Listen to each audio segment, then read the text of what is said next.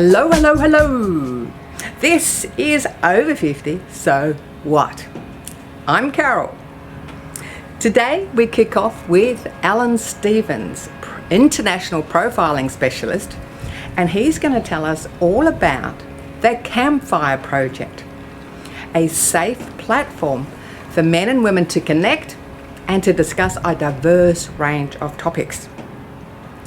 After the break, it's a chair exercise routine, so there is no excuses not to join in. If you are more mobile, get on your feet or use a chair for support. And lastly, we meet the inspiring everyday legend, Lyn Harris. She proves it's never too late to follow your passion. She took up car racing later in life.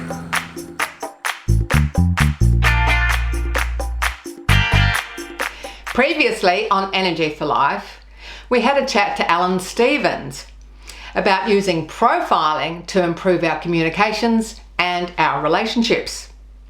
Today we're going to chat to Alan about his other passion, the Campfire Project. The Campfire Project he started 3 years ago to provide a safe platform for men and women to discuss a variety of topics. He's had all ages from 9 to 99 come and have a chat with him at the campfire. Hi Alan, welcome back to Over 50 So What? We had a big chat to you last time about profiling and improving our relationships with our workmates and children and grandchildren and partners. But today we're going to talk about your Campfire Project, your other major passion. And thank you for putting on this great visual behind yourself. I hope you got a nice toasty warm back there. Round and warm the hands. So how did you start this Campfire Project 3 years ago? Originally because of all the profiling work I was doing, and especially talking to men in business, I was asking them some of the issues, and a lot of them were using the word confusion. And I said, well, confused about what? And they said, well, in the workplace, we've got all these gender issues and everything else, the way we used to be able to speak. Now we're on tender hooks. We've got to be very careful about that. And that was causing a lot of frustration for some of them. Others were saying that in the house, their job was, they thought, was always to provide. Now they're out providing, they're focusing on the business and bringing money back, but they're now being pointed out to them that they've been physically absent or they're emotionally absent from the home. And so they were confused and said, we can't be in two places at once.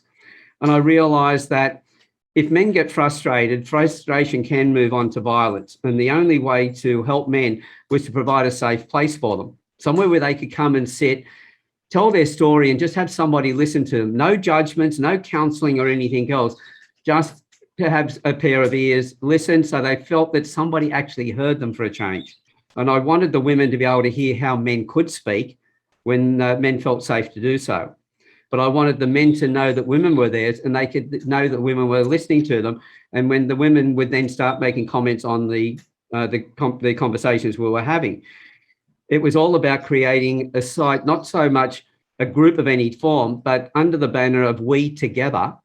It's the only way we're going to solve problems. It was men and women standing shoulder to shoulder, looking at the problems and not looking at each other as the problem. There's a lot of groups out there like Me Too, Men Too, absolutely necessary because they highlighted all the issues and the problems, but they weren't going to be the solutions to any of the problems. Because while you're pointing your fingers at somebody, you've got egos, you've got all these feelings going on. If you're looking shoulder to shoulder at the problem, then you can work on that and say, okay, how do we fix this together? Not what have you done and what haven't you done? So when I started it, the men started coming in doing their one-on-one conversations. And from there, we moved into panel discussions. And once we did the panel discussions and some of the subjects we were talking about, that's when it really got excited. And the women were sending me personal messages going, love these guys, never heard men talk this way before, can we get involved? And so that's why I started it. How do you help men to become better men? And that seemed to be a natural progression because we want men to become a man, not to be striving to be the man. Because men who are trying to be the man, look at them, politicians, sports stars, we're seeing it all over the place, doing absolutely the wrong stuff. But when a man is trying to be a man, he's trying to be the best version of himself. And who's he want around him? men and women who are doing the same thing. What's the process? Do people have a one-on-one with you alone around the campfire and then they come to a group discussion? How does it work? Anybody can join the group. There's only 2 questions we ask, and both questions are the same question but differently worded. Will you respect people? The focus of the Campfire Project was for a person to be able to come in, give themselves permission to tell their story and have somebody listen to them. Job done at that point. If they say, yeah, I love that, you share it with everybody, that's a bonus. Everybody else then gets to hear their story and realise, hey, I've got a story too. Or that's something like I'm going through at the moment. So from the one-on-ones, then into the panel discussions. And as I said, we've talked about some very interesting conversations. Would you like to share some of the topics that you cover in the panel? First one's with the men, because it was all about men's issues with men I was talking to. Masculinity, femininity, pornography, drugs, alcohol, all the addictions and things like that. But then when we brought the women into the group, well, of course, men need to understand their partners. They need to understand their daughters as they're growing up. So menstruation, menopause, we've talked about those. We've even covered, does size matter in the bedroom? And yes, we were talking about penis size. And by the way, if anybody wants to know the answer to that, come into the Campfire Project and have a listen to the audio in there, or the video in there. And as far as the group goes, by the way, I don't care about religion. I don't care about your culture. I don't care about your gender or anything else. It's a quality of your heart. If you're respectful, there's a place there for you. We've interviewed people of all different backgrounds, men who have transitioned to females transitioned to males. Oldest person I've interviewed is 99 years old. The youngest person to actually conduct an interview and get his own questions and put it all together, an hour-long interview with his father, he was 9 years old. Now, you do have some people coming into the panel from overseas too, don't you? All over the world. The only 2 major areas of landmass that we haven't had people that we've interviewed one-on-one or joined in panel discussions have been the North and South Pole. But I'm working on it. I think your fire's going out too. I think you need to put some more wood on the fire. I don't know how it does. It just magically all of a sudden bursts into flames again. Some people watching this might have a partner or a friend or something that they think this might be, a good platform for them to be involved in. What would you suggest that they say to their partner or friend about how to approach it and what it's all about? Well, there's a good chance that they realise their partner's going through some tough times and everything else. And because they love their partner, they want to help them. They say, well, the Campfire Project is a great place.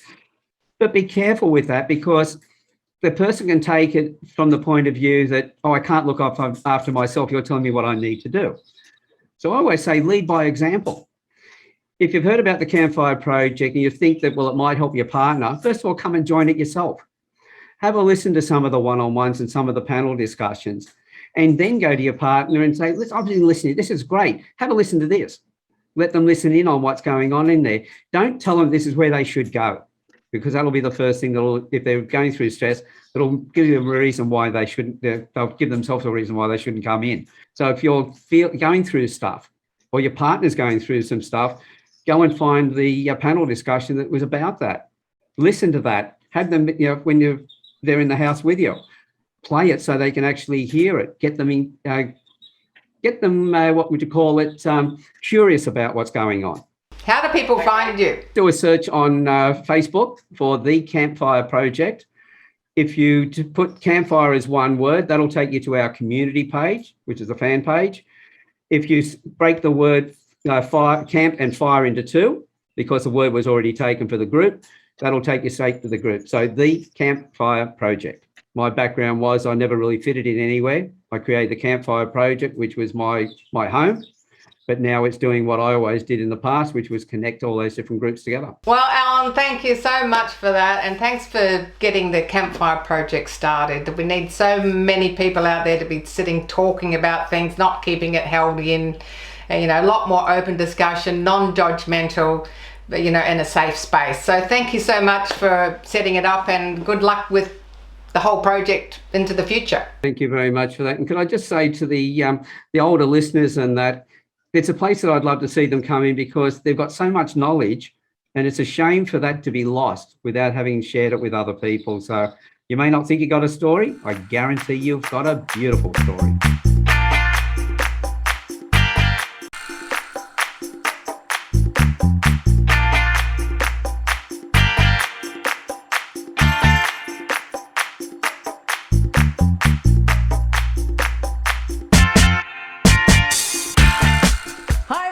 in 5-minute fitness. We're doing it in the chair today, but you can try doing it standing up if you're feeling more confident. Go ahead. We're just going to start with a clap.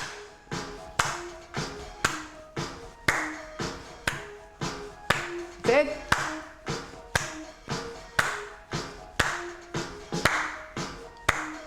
All right, now forward, forward, back, back. So you take your feet forward, forward, back, back.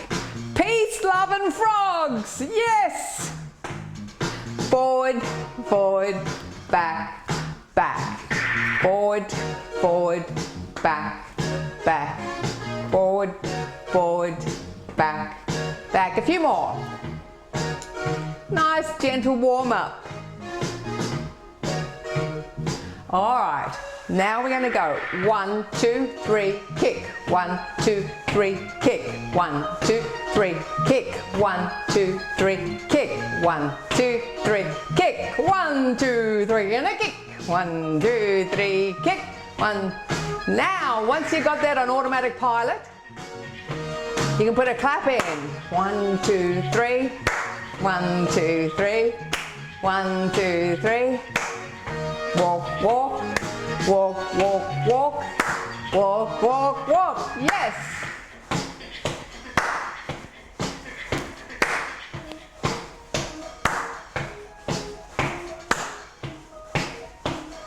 Now, we're going to lift the knee 2 times. And we go knee, knee, knee, knee, knee, knee, knee, knee, and just tap your knee with the opposite hand. This is great for your brain fitness, getting your brain working.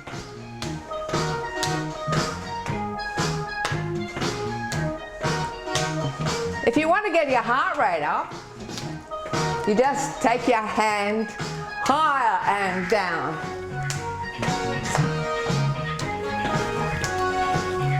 That's it. We want to get our heart rate up every day, just to the point of feeling a little bit breathless. That's it.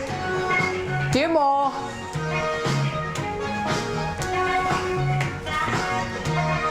And we're just going to do a straight kick. Kick and down. Kick and down. Kick. Now when you do this, you should feel your quads working right here. Nice strong muscles. This one's great for your falls prevention.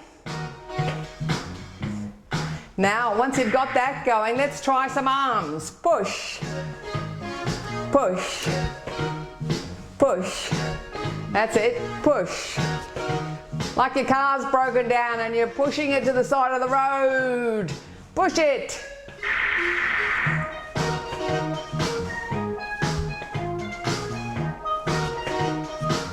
Few more.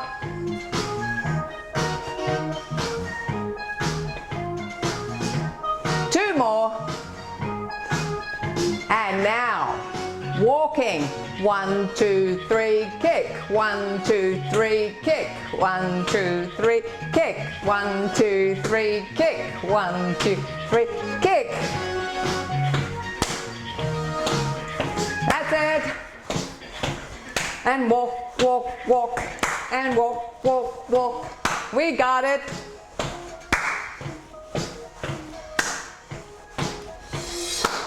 We're amazing, aren't we? Yes, we are.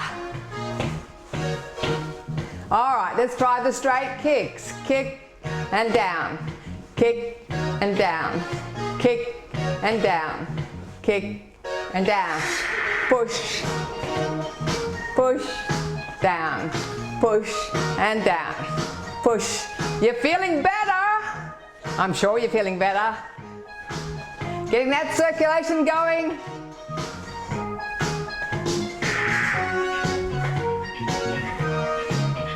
Don't forget to try and do your 5-minute fitness every day, because anything is better than nothing.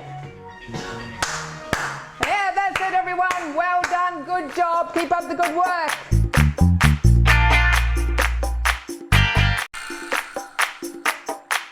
Lyn Harris, affectionately known to her peers as Penelope Pitstop. If you're old enough to remember the wacky races, out there in a Subaru 1998 WRX, has the original engine and gearbox. So it's been running for a few years, but still running the original equipment and going quick. Lyn is a committee member of the WRX Club of Victoria, and she's been participating in motorsport for 13 years with this same car. Today, our everyday legend is Lyn Harris. Now, when Lyn was younger, she used to like tinkering around with cars. But it wasn't until later in life when she bought a Subaru, although apparently Subaru is the way you say it at the moment, WRX, that she got into car racing. Just proving that age is just a number and it's never too late to follow your passion. Hi Lyn, welcome to Over 50 So What? Thank you, Carol, and thank you for asking me. Now, how does this happen? You just buy a new car, then all of a sudden you're out on the racetrack, just hooning it around. What happened? Tell us the story.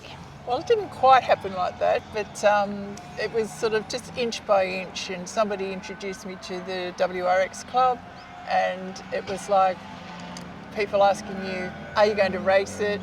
You know, and I go, oh, maybe. No, we'll help you, we'll help you. So the first time it was at Calder, and from then on, it's just always been racing. It was fantastic. I thought, yes, I want to do this.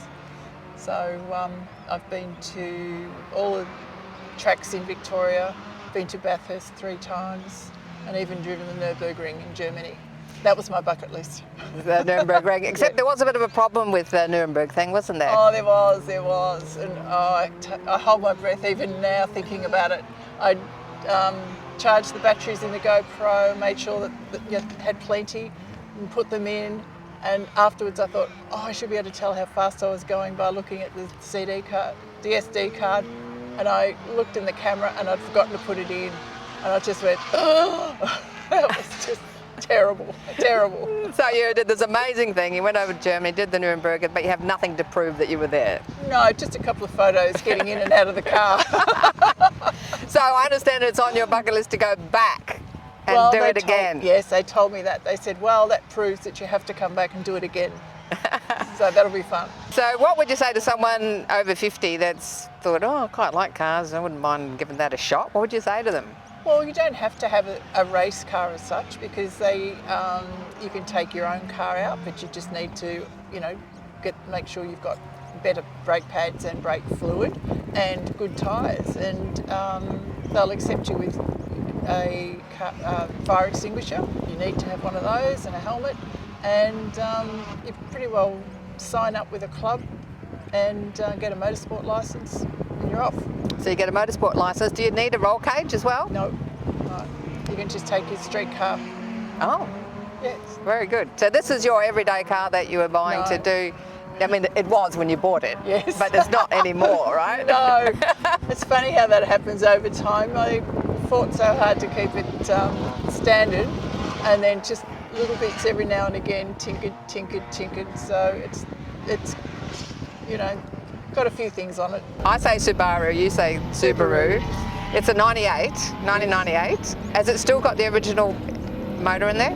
Not the original motor. I raced that for 15 years and probably did a better job actually than what I've got in at the moment, but maybe it's just the driver.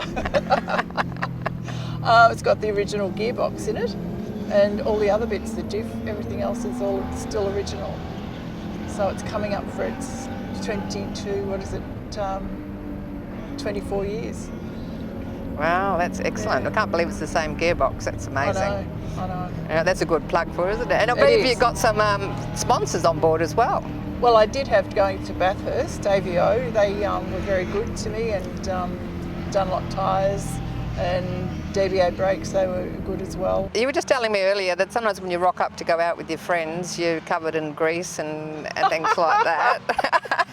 Not so much covered, Carol. No, well, just a few little... Yeah, just the fingernails. So you're trying to get a car ready for a race or ready for the next day or something, and you go to a dance and, you're scrubbing away, but there's always that sort of bit that you can't get out. Because I believe it was only 3 years ago you decided to take up rock and roll as well. Yes. So tell us about your rock and roll journey.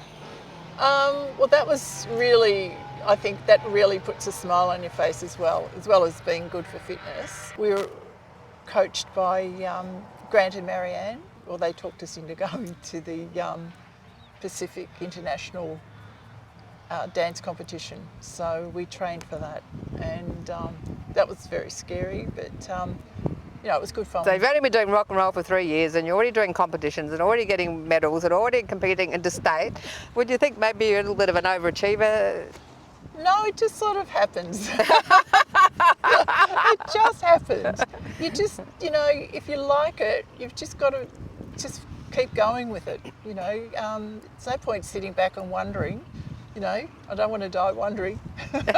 No, absolutely not. So, no, it's, I'd say to anybody, it doesn't matter, you don't have to do competition, just, get a smile on your face and just get out there, meet people. You meet people from all different, parts of life, and they introduce you to other things, and they say, oh, we're doing such and such, do you want to come and try this? You go, oh yeah, haven't tried that, so off you go. Like boot camp, apparently you did try boot camp later, so tell us what happened. It was in your lunch break? Yes, and at lunchtime we'd not all of us, but quite a few of the girls and guys would go out and be put through the punishment. And people keep saying, you must feel fantastic when you come back. And you probably don't want me to say this, but I don't think I ever felt fantastic coming back. It was painful, but no, I did that for 7 years. But yeah, it had a sense of achievement and accomplishment. Yes, very fit. Just having that challenge and, just proving to yourself, yeah, I can do that, I'll give it a go. And you know where you fit. I'm not a runner or a jogger, although I tried. And so the guy would sort of, hone it down a little bit more so that you could do what you could do and they did what they could do, the others. But I wasn't the only one. There were others at various levels too. So, we joined a little group together and just did our slower jog. And but all the other strength things, I was fine. I was right up there.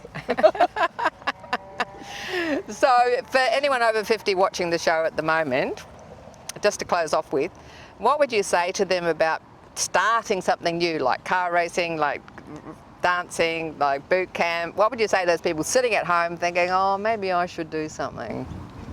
Look at your passion and go with a passion, or investigate a passion. Something that you wanted to do when you were a child, or when you wanted to do, later in life and couldn't because you had the kids, or you had, hubby and he was into something else. Something for you. Just don't go out before you do something for yourself. That is perfect. What great pearls of wisdom that was. Thanks so much for coming on the show, Lyn. Pleasure. Thank you. Do you like tinkering with cars or driving? Maybe you should just join a car club, just like Lyn. And today, did you do the 5-minute fitness routine? If you did, you'll probably find your energy and vitality was lifted. If you'd like to do more of that 5-minute fitness routines, just go to YouTube, over 50, so what? And if you'd like to connect with the Campfire group, Alan Stevens, #WeTogether, just go to the website, carolohalloran.com. Any topics or guests you see on the show, you'll see on the website. Please connect with us through Facebook or YouTube, over 50, so what? Why not take up car racing, or join a new group, or just get a bit more active? I'm Carol. See you next time.